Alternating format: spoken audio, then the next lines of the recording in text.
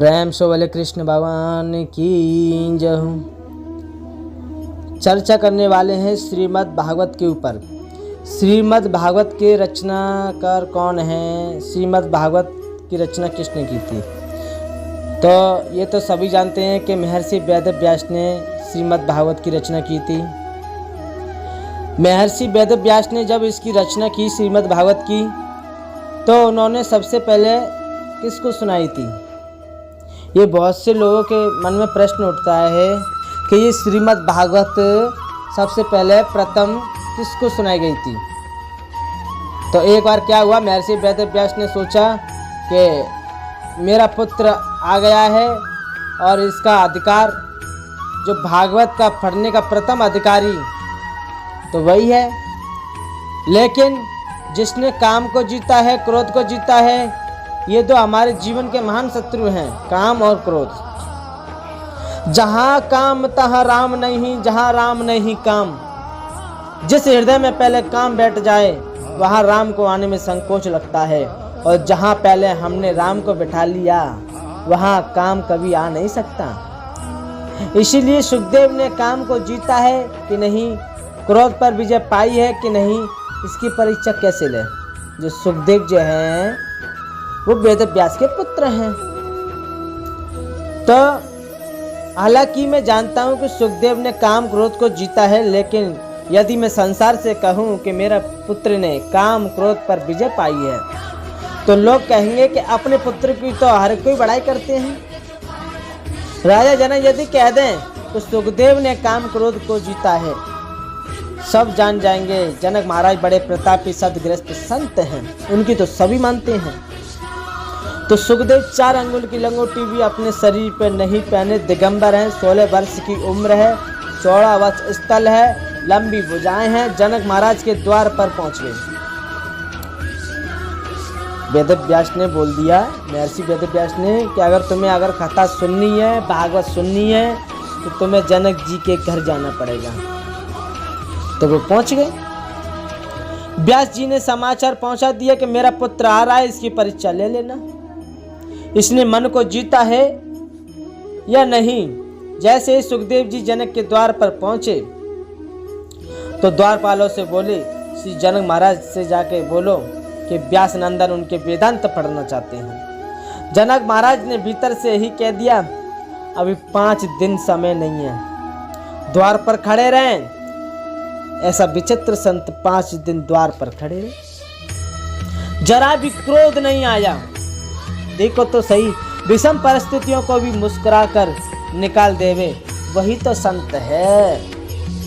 संत का मतलब क्या होता है? संत वो होता है जिसका चित्त बिल्कुल शांत रहता है, हृदय बिल्कुल शांत रहता है, जो हर समय हर परिस्थिति में वो सम रहे, वही तो संत है।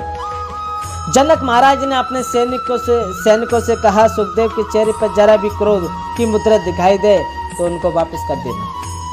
सैनिक आकर बोले, महाराज ऐसा संत हमने कभी नहीं देखा। 5 दिन पहले जो मुख की आकृति थी वही आज है। जनक महाराज रोने लगे, मैंने ये कैसा अपराध किया? मैंने संत का अपराध कर दिया, भारी अपराध किया है, लेकिन मैं कर क्या सकता हूँ?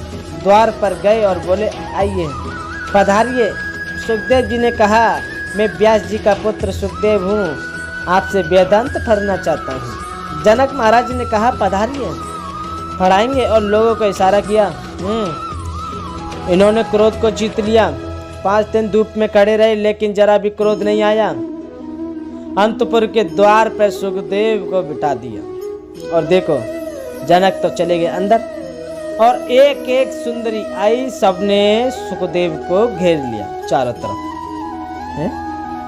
कोई उन्हें चम्मच डुला रही है, तो कोई उनको तांबुल समर्पित करती है। तो एक सुंदरी सुखदेव को आलिंगन करके बैठ गई, परंतु आदरणीय सुखदेव के चेहरे पर जरा भी विकार नहीं आया, कोई भी विकृति उनके चेहरे पर नहीं आई। जनक महाराज आकर साष्टांग उनके चरणों में लेट गए। मुझे क्षमा करें भगवान, बहुत बड़ा अपराध हुआ है, आपके पिता का आदेश था, इसीलिए ऐसा अपराध मैंने किया। मैं आपको क्या वेदांत पढ़ाऊं? आप तो स्वयं वेदांत स्वरूप हैं, आप तो वेदांत के सशक्त अस्ताक्षर हैं।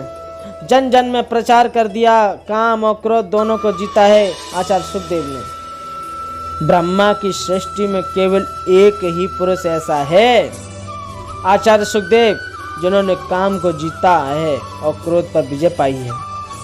सुखदेव जी को जीवन में कभी क्रोध आया ही नहीं, नैष्ठिक बाल ब्रह्मचारी हैं। व्यास जी ने सुखदेव जी को गले से लगाया और बोले, आज मुझे अधिकारी शिष्य मिल गया। जैसे शिष्य की इच्छा होती है कि मुझे श्रेष्ठ गुरु मिले, वैसे ही गुरु भी चाहता है कि मुझे अधिकारी शिष्य मिले। वाल्मीकि रामायण में वर्णन आता है, अगस्त्य मुनि के शिष्य थे सुतीक्षण।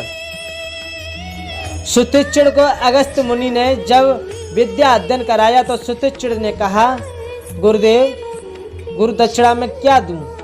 अगस्त्य मुनि ने सुतीक्षण को अंक में भर कर कहा, बेटा, यदि मुझे गुरु दक्षिणा देना चाहते हो तो मुझे राम के दर्शन करा दो।